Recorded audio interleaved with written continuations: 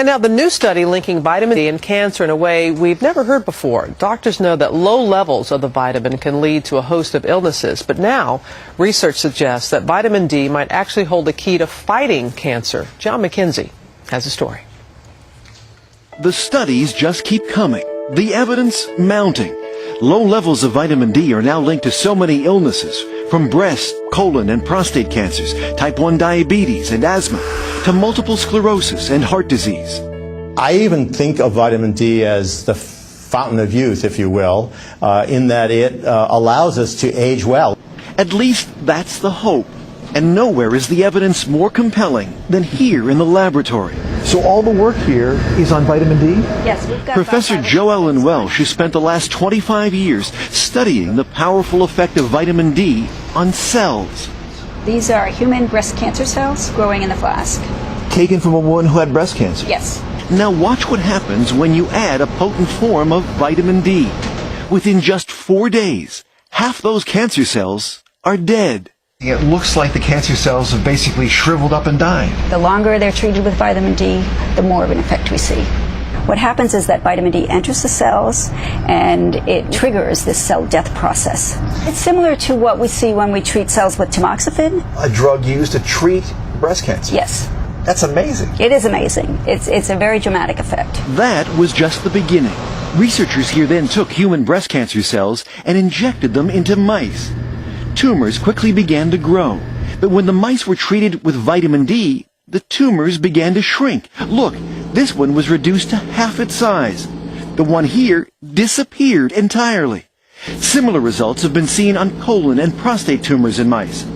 The real test, however, remains. Will vitamin D work this way in people?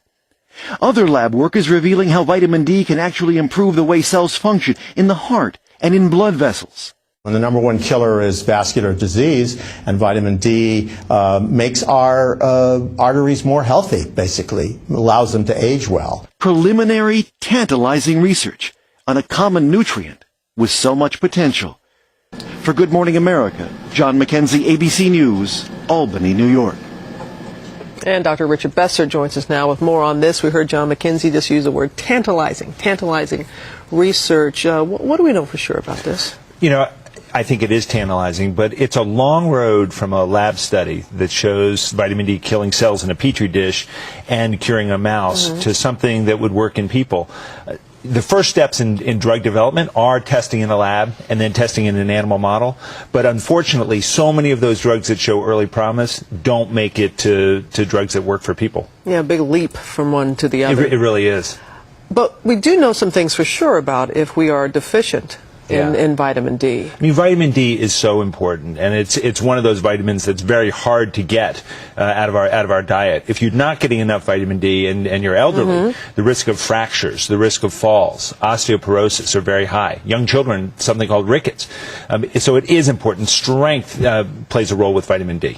I just saw my doctor last week, and she suggested that when I see my GP, to be tested, see what my level for vitamin D. But not everyone should be tested for this. The current recommendations are not that everybody get tested for vitamin D deficiency.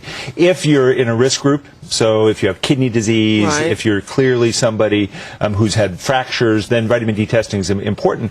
I think for other people, making sure you're getting a source of vitamin D is more important than even having that test. Sun?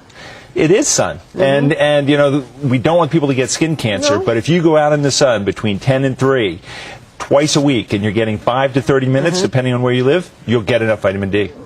I'm looking out. There's a little sun out there today. Not much. There is, but your body will use it from the winter, from the summer during the winter. All right, Rich, thanks so much. And we have more info on our website, abcnews.com.